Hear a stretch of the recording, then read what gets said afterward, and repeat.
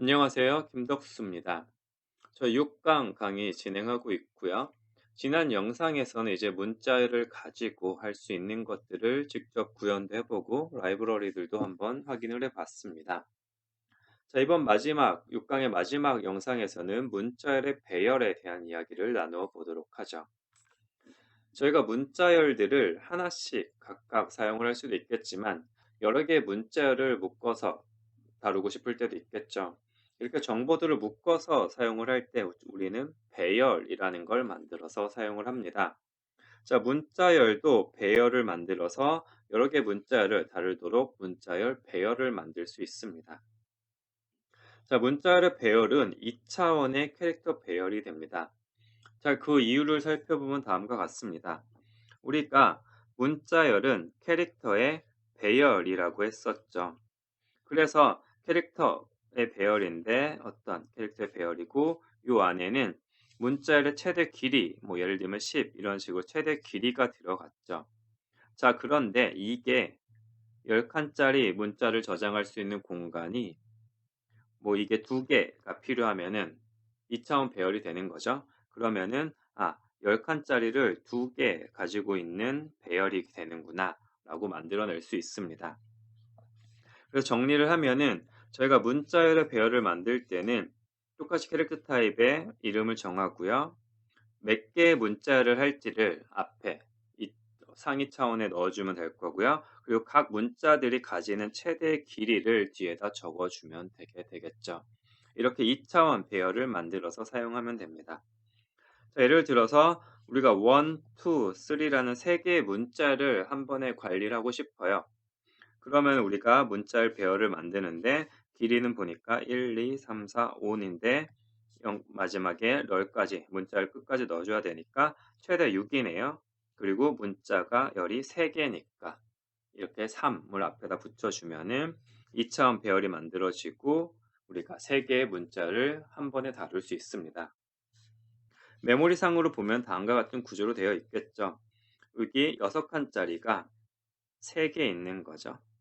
3개 있는 거고 이 각각이 이 str0와 str1, str2가 0, 1, 2번이 들어가 있는 거죠. 얘네도 주소죠. 결론적으로 주소인데 여기를 가리키고 얘는 여기를 가리키는 주소, 얘는 여기를 가리키는 주소가 되는 거고요. str은 여기를 가리키는 주소인데 이 전체를 가리키고 있다라고 볼 수도 있게 되겠죠. 그래서 메모리상에 이렇게 들어있을 거고 뒤에 아무것도 들어있지 않은 거는 빈 공간으로 들어가 있겠죠. 자, 그래서 실제로 이제 하나씩 이 안에 있는 애를 하나씩 출력한다고 생각을 해보면은 우리가 문자를 출력할 때는 그 배열의 그 배열의 이름을 넘겨준 거죠. 그래서 얘 같은 경우는 이 세 개가 묶여 있는데 이 각각의 문자열 이 담겨 있는 배열은 얘네가 그 이름이 되는 거죠. str 0번, 1번, 2번이 그 이름이 되니까 여기다가 이게 얘네가 아니죠. str이죠. 아래 i를 넣어주면은 얘를 각각 출력해서 1, 2, 3가 잘 출력이 되는 모습을 볼 수 있습니다. 정리하면은 2차원 배열을 만들 때 여기에 몇 개의 문자를 만들지 그 각각 중에 최대 길이를 적어주시고 각각을 접근할 때는 요만큼을 가지고 접근을 하면 얘네가 각각 이름이 된다라는 걸 확인할 수 있었습니다. 자, 이게 문자열의 배열이고요. 간단한 예제를 하나 더 만들어 볼게요. 앞서 했던 것과 똑같이 1, 2, 3라는 3개의 문자열이 들어있는 길이가 최대 6인 최대 3개의 문자열이 들어있는 2차원 배열을 만들었고요. 각각을 출력을 하는데 여기까지가 이름이 되는 거죠. 앞서 본 것처럼 이게 6칸이 있고 이게 3개가 있는 거죠. 그래서 구분을 해보면 이렇게 하나, 또 이렇게 하나, 그리고 밑에 마지막 게 하나가 있는 거고 각각이 str 0번, str 1번, str 2번의 문자열이 들어있는 겁니다. 출력할 때는 이제 얘네를 입력해주면 출력이 된다는 거 앞에서 확인했고요. 한번 출력을 해보는 거고요. 자, 그 다음에 우리가 사용자로부터 어떤 문자를 입력을 받아서 얘네를 각각 여기다가 넣고 싶을 수도 있죠. 자, 그럴 때 사용할 수 있는 건 스캔F를 사용하면 되고요. 그래서 %s로 받으면은 하나의 단어를 받아들일 수 있는데 걔네를 저장할 공간을 지정을 해줘야 되죠. 자, 얘네 각각이 여기를 가리키고 있는 주소라고 했죠. 그래서 우리가 스캔F를 사용할 때는 저장을 시작할 주소를 넘겨주잖아요. 그래서 그 주소를 그대로 넘겨주면은 다음과 같이 넘겨주면은 주소가 넘어가서 여기에 저장이 되게 되는 거겠죠. 그래서 얘도 포문을 3번 돌면서 각각 입력을 받아서 여기 넣었던 것들을 입력을 해 보자는 거죠. 입력 받은 걸 이 2차원 배열, 스트링의 배열을 저장하고 걔를 한 번 더 출력을 해봐서 얘가 잘 저장이 되었는지 확인해 보는 프로그램입니다. 마찬가지로 한번 직접 타이핑해서 실행 결과 보시고요. 네, 결과를 같이 한번 확인해 보면은 자, 처음에는 1, 2, 3가 들어있으니까 1, 2, 3가 잘 출력이 되는 모습을 볼 수 있고요. 그 다음에 이제 얘네를 입력 받죠. 4, 5, 6를 각각 입력을 해볼게요. 그러면 4, 5, 6가 들어가서 여기 들어와 있겠죠. 요거를 통해서 출력을 해보면 4, 5, 6가 잘 출력이 되는 모습을 확인할 수 있습니다. 자, 이렇게 문자열도 배열을 만들어서 사용할 수 있다. 그럴 때 각 문자를 가리킨 녀석이 이 녀석들이다 라는 걸 기억해 놓으시면 될 것 같습니다. 자, 넘어가 보도록 할게요. 저희가 문자열 할 때 문자열 상수라는 개념도 배웠죠. 즉 무슨 말이냐? 이 텍스트 코드 영역에 있는 녀석을 가리키는 포인터를 사용할 수 있다 그랬죠. 예를 들면 여기 헬로우가 있으면 이 내용을 확인할 수 있다고 했었습니다. 저희 6-1강에서 이 내용을 다루었었고요.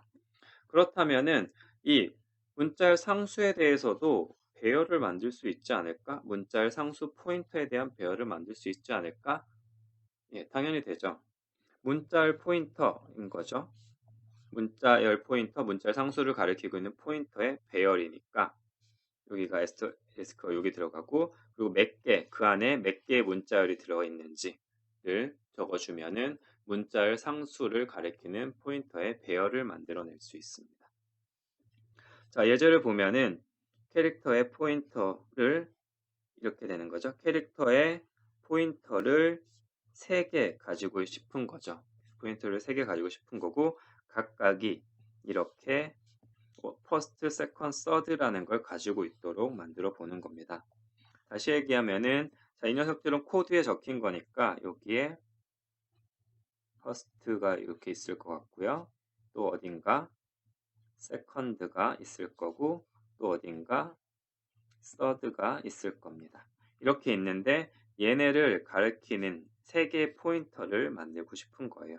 그래서 strs 안에 보면은 3개의 값이 있는데 얘네가 각각 포인터인 거죠. 얘네 타입은 포인터 타입이 각각 있어서 얘는 여기, 얘는 여기, 얘는 여기를 가리키도록 만들어 놓은 게 포인터 상수의 배열이 되게 됩니다.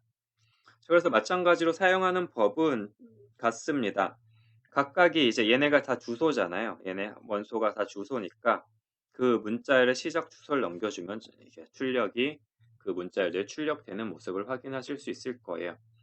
자, 그런데 하나 주의하실 점은 우리가 문자열 상수 포인터의 배열을 만들었는데 앞서 사용한 것처럼 여기다가 다른 거를 입력받고 싶어 라고 하면 될까요?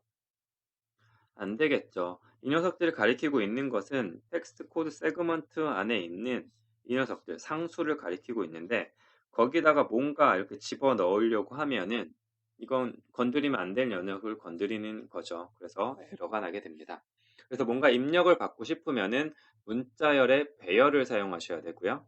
그렇지 않고 단순히 내가 일정한 변하지 않는 문자열들을 다 여러 개를 한 번에 관리하고 싶다라고 하면 문자열 상수 포인터의 배열을 사용하시면 됩니다. 그렇게 정리해 놓으시면 될 것 같아요. 자, 그래서 여러 개의 문자열을 다루는 것도 어렵지 않다라는 걸 한번 확인을 해 봤습니다. 자, 마지막으로 조금 더 복잡한 예제를 한번 직접 만들어 보면은 더 이 문자열의 배열에 익숙해질 것 같습니다. 자, 마지막으로 다뤄볼 예제는 다음과 같아요. 이 문자의 배열에 대해서. 자, 학번을 검색하는 프로그램을 만들어 볼게요. 예를 들면은 KDS라는 이름을 입력하면 그 사람의 학번을 반환해 주는 걸 만들고 싶습니다. 자, 그럼 이 정보가 어딘가 저장이 되어야겠죠? 자, 그걸 idbook이라고 한번 만들어 볼게요. 보면은 일단 요만큼만 보면은 문자열이 2개 들어있는 거죠. 그래서 문자열이 2개 있고, 근데 각각 문자열 최대 길이는 10으로 했어요. 최대 10개의 문자로 이루어진 문자열이 2개 있다 라는 뜻이죠. 그런데 이게 학생 수만큼 있어야 될 것 같네요. 그러니까 결론적으로 3차원 배열이 만들어지죠. 자, 그래서 정리해 보면 이런 형태가 될 겁니다. 자, 보면은 여기에 이름하고 학번이 적혀 있는 2개의 문자열이 있죠. 문자열이 있는데 각각의 문자열은 길이가 10, 최대 10인 거죠. 이게 거기까지가 이제 여기까지가 나타나는 거고요. 그런데 학생 수가 4명이네요. 되시죠? 4명이니까 학생 수만큼이 있어야 되는구나 해서 한 차원 더 앞에 붙게 되는 거죠. 그래서 총 3차원 배열이 만들어지게 됩니다. 실제 내부의 형태는 이 형태와 비슷하다고 볼 수 있겠죠. 그래서 idbook에 0번을 찾아가면은 얘와 얘가 들어있는 2차원 배열이 있는 거겠죠. id1에는 얘와 얘가 들어있는 2차원 배열이 들어가 있는 형태가 되게 됩니다. 3차원이라 좀 어렵게 느껴질 수 있는데 이렇게 하나씩 풀어서 생각해보면 어렵지 않습니다. 자, 그리고 저희가 여기 만들어 놓은 define 해놓은 거 보면은 name은 인덱스가 0번, id는 1번. 무슨 뜻이냐? 여기에 id 북에 학생, 이게 학생 번호겠죠? 여기가 학생 번호가 있을 거고, 그 다음에 학생 번호를, 그 학생에 대한 이름을 얻고 싶으면 0번이라는 거죠. 왜냐면은 요 앞에, 여기가 0번이죠. 그래서 이게 id 북에 0번에 0번이 얘가 되는 거죠. 자, 그 다음에 id는 두 번째에 들어있죠. 그러니까 1번 하면 이게 그 학생의 id가 되고 얘는 이름이 된다는 거를 그러니까 의미적으로 명확히 하기 위해서 이렇게 define 해놓고 사용을 할게요. 자, 이렇게 만들어 놓고 그 다음에 이제 검색할 수 있게 만들어야겠죠. 자, 검색을 할 거면은 누구의 아이디를 얻고 싶은지 입력을 받아야 되겠죠. 그래서 먼저 입력을 받을게요. 그래서 입력받을 공간을 버프란 이름으로 만들었고요. 스캔F를 통해서 입력을 버프에 받겠습니다. 예를 들어 뭐 KDS 입력을 받겠죠. 자, 그 다음에는 이제 찾아야겠죠. 이 KDS라는 사람이 있는가라는 걸 찾아야 될 겁니다. 그러면 이제 각각의 이 아이디북에 있는 애를 하나씩 보면서 쭉 찾으면 되겠죠. 그래서 포문을 통해서 i에서 학생 수만큼 두면 될 거고요. 그 다음에 이 이름이 같은 애를 찾아야 되잖아요. 저희가 앞에서 배웠던 스트링을 비교하는 함수, string compare, strcmp라는 함수를 사용을 할 거고, 자, 이름은 어디 있다 그랬죠? 학생 번호 여기 있고, 이름은 저희가 0번째 이 앞에 있죠. 그래서 0번째 있으니까 이름, 정의에 명확하게 이름이라는 이게 사실 0이죠. 여기 있는, 여기를 가면은 이름이 들어있는 문자열을 접근하게 되는 거죠. 여기서 보면은 네, 얘를 접근하게 되는 거죠. 접근하고 걔와 우리가 입력받은 문자열을 비교를 하는 거죠. 둘이 같으면 0이 나온다 그랬죠. 자, 0이 나오면 같다인데 if문을 참으로 만들어줘야 되니까 0에다가 낫을 붙여주면 얘가 1이 돼서 참이 되게 되겠죠. 그래서 앞에 느낌표를 낫을 붙여주니까 자, 얘가 같으면은 if문 안으로 들어가게 되겠네요. 자, 그러면 찾았다는 거죠. 이름이 같은 애를 찾았어. 아이번째 학생의 이름이 얘야 하면은 그럼 이름을 찾았으니까 이제 학번을 출력해주면 되겠네요. id는 근데 얘는 0번이고 1에 들어있어 라는 거죠. 여기로 치면은 여기가 1번째가 되는 거죠. 정리하면 ID 북에 학생 번호가 0번이라고 치면 여기에 1번을 보면은 이 학번이 들어있는 문자열을 접근할 수 있습니다. 자, 그래서 이렇게 해서 출력을 해보는 거죠. 이름 누구의 아이디는 이 학번이야 라고 문자열을 출력해 줄 수 있게 만들었습니다. 만약에 얘네를 다 돌았는데 같은 이름을 찾지 못하면은 아무것도 찾지 못했다라고 하고 프로그램을 종료하게 되겠죠. 자, 그래서 이게 3차원 배열이라 좀 헷갈릴 수 있지만 이렇게 구조를 잘 파악을 해놓고 사용을 하면 그렇게 어렵지 않다는 걸 확인하실 수 있습니다. 실제로 실행을 해서 뭐 예를 들어 HPC라는 녀석 앞에 검색을 해보면 저희 랩실 이름이기도 하고요. 검색을 해보면 저희 랩실이 언제 생겼는지 나오고요.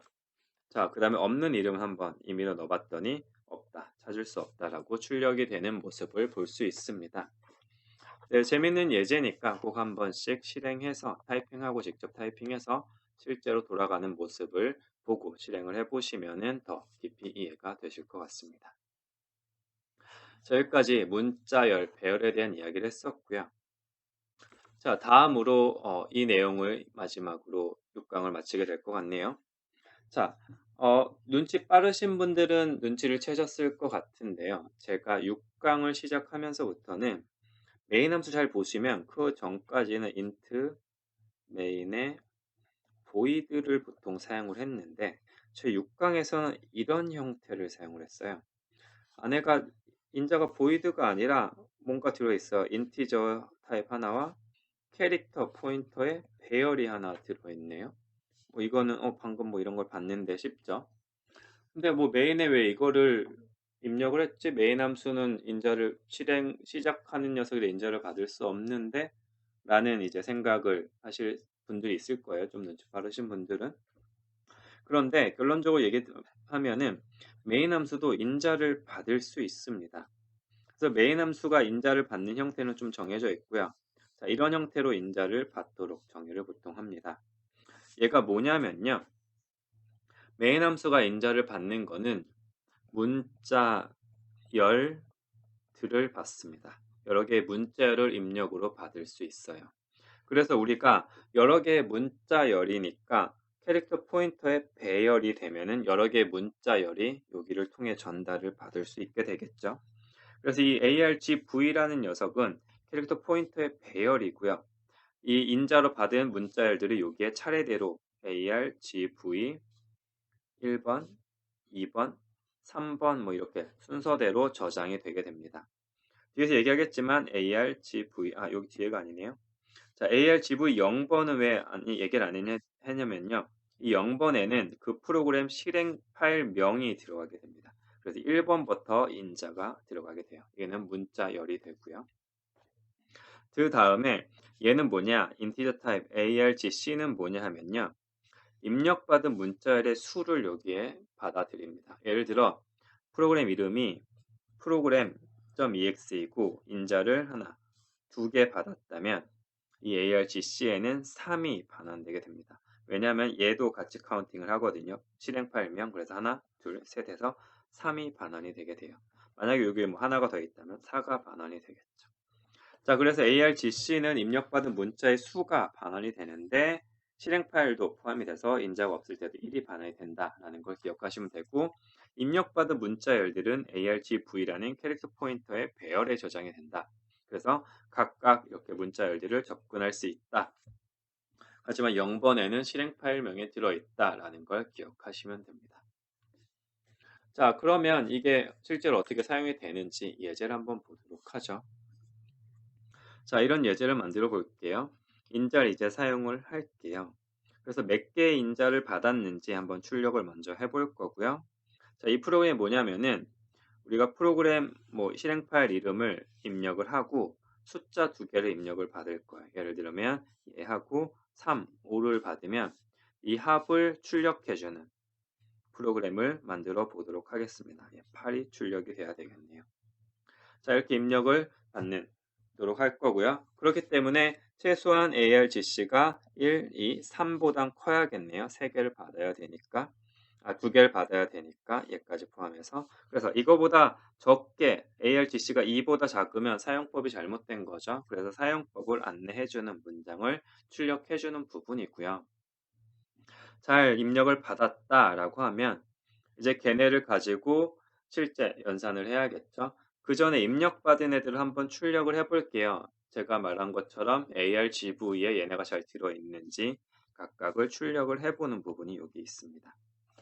자, 그다음에 잘 들어왔다라고 하면은 얘네 받아들인 게 이제 숫자로 저희가 입력을 받은 거죠. 그리고 얘네 가지고 계산을 하고 싶은 건데 여기는 문자열이 들어온다고 했잖아요.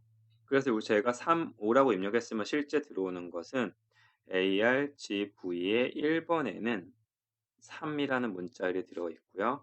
ARGV 2번에는 5라는 문자열이 들어있는 겁니다. 근데 저희가 덧셈을 하려면 숫자로 바꿔줘야 되잖아요.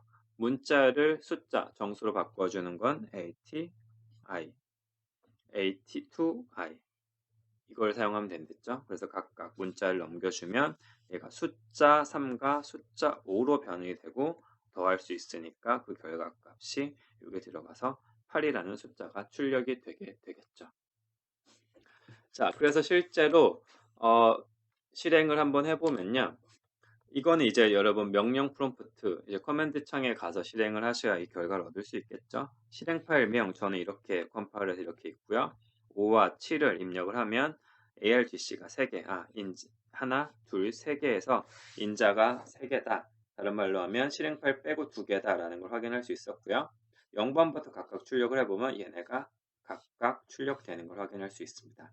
그 다음에 숫자를 변환해서 계산을 했더니 12가 나와서 출력이 잘 되는 모습까지 확인할 수 있습니다. 이렇게 우리가 실행 파일을 만들 때 그 실행 파일에도 인자를 줄 수 있다. 어떤 형태로 문자열들의 인자를 줄 수 있다. 그걸 받아들일 때 이렇게 사용할 수 있다. 라는 걸 기억해 놓으시면 앞으로 유용하게 쓰실 거예요. 자, 한 가지 팁을 드리면 이 커맨드 프롬프트라는 명령어를 직접 입력해서 사용하는 것에 익숙하지 않으신 분들이 계실 것 같아서 좀 내용을 부가 설명을 드리도록 할게요. 이거 사용하실 줄 아시는 분들은 뛰어넘으셔도 되고요.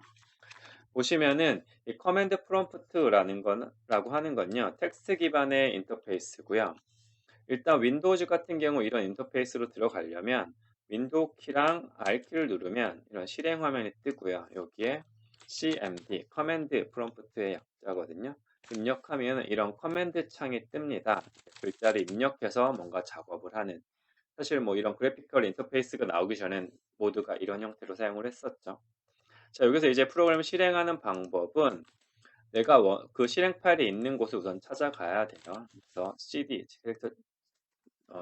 change directory라는 걸 해주고 이 내가 있는 파일 저 같은 경우 여기 있으니까 여기로 찾아가면 이 안에 이제 뭐 파일이 굉장히 많은데 제가 미리 컴파일 해놓은 프로그램 네, 잠깐 위치를 헷갈렸네요. 자, 찾아오시면은 그 안에 프로그램 아규먼트라는 실행 파일을 만들어 놓았고요. 이게 실제로 인자를 주실 수 있는 거예요. 실행 파일에 뭐 5하고 7을 입력을 하시면 얘가 문자열 형태로 입력이 되고요. 실제로 제가 실행했던 것처럼 3개 인자 하나, 둘, 3개 그리고 각각의 인자가 문자열이 뭔지 하고 그 결과 출력되는 모습을 볼 수 있습니다. 뭐 다른 숫자도 해보면 뭐 이런 식으로 나오게 이런 식으로 여러분이 인자를 입력할 수 있다라는 거고요. 그리고 이제 비주얼 스튜디오를 사용하시거나 다른 IDE 사용하시는 분들은 바로바로 내가 어떤 숫자를 넣어서 실행을 해보고 컴파일 해보고 싶을 수 있죠. 디버깅하고 싶을 때가 있습니다. 자, 그럴 때는 이 프로젝트의 설정에 들어가셔서요. 프로퍼티 들어가셔서 여기 보면은 디버깅이라는 항목이 있어요. 여기 보면은 커맨드 아규먼트 커맨드 라인에서 아규먼트 줄 걸 여기다 적어줄 수 있습니다. 여기다가 예를 들어 2하고 5를 적어볼까요? 이렇게 적어 놓으면 이게 실제로 실행될 때 이 컴파일에서 비주얼 스튜디오상에서 실행을 할 때 이 아규먼트로 실행을 해보겠다라는 뜻이에요. 실행을 해보면 잠시만요. 실행을 해보면 제가 준 인자대로 실행이 되는 걸 볼 수 있습니다. 그래서 얘가 이렇게 적어 놓지 않고 실행을 하면은 비주얼 스튜디오에서 인자가 없는 상태니까 인자가 없다고 이렇게 사용법을 출력해 주도록 되어 있습니다. 그래서 비주얼 스튜디오나 IDE를 사용하시는 분들은 그곳에서 인자를 입력하는 방법을 확인하셔서 입력해 놓고 쓰시면 되고요. 실제 테스트하실 때는 커맨드 라인 사용하시면 되고 윈도우즈는 이렇게 윈도우 키 누르고 같이 누른 다음에 CMD 하시면 되고요. 뭐 리눅스나 유닉스 쓰시는 분들은 커맨드 라인에 익숙하실 거라고 믿습니다. 네, 여기까지 6장 저희 문자와 문자열에 대한 내용 한번 다뤄봤었고요. 요약 한번 해보면 문자와 문자열의 기초적인 내용을 살펴봤었고요. 문자 그리고 문자열을 입출력하는 스트림이라는 개념과 그 라이브러리들을 한번 활용을 해봤고요. 그 다음에 이제 문자를 가지고 한번 놀아봤죠. 여러 가지를 해보고 문자를 가지고 숫자도 만들어보고 해봤고요. 마지막으로 이번 영상에서는 문자를 하나하고 여러 개들을 동시에 관리하고 싶을 때 문자열의 배열을 만들 수 있다라는 얘기도 했었고요. 문자열 포인터 배열 가지고도 같은 작업을 한번 해보았습니다. 그 다음에 이제 이 문자열의 배열을 가지고 실제로 활용하는 것 중에 대표적인 게 메인 함수, 다른 말로 하면 프로그램의 인자를 전달하는 방법에 대해서도 활용을 해 보았습니다. 자, 6강 여기까지 마무리하도록 하고요. 7강에서는 이제 구조체와 공용체, 스트럭처, 그리고 유니온이라는 재밌는 개념. 이게 이 개념을 배우고 나면 이제 할 수 있는 게 더 많아지시고 프로그램이 훨씬 간결해질 수 있는 내용이거든요. 이 내용들을 한번 다루어 보도록 하겠습니다. 네, 그러면 강의 듣느라 고생하셨고요. 저는 7강 강의에서 다시 뵙도록 하겠습니다. 감사합니다.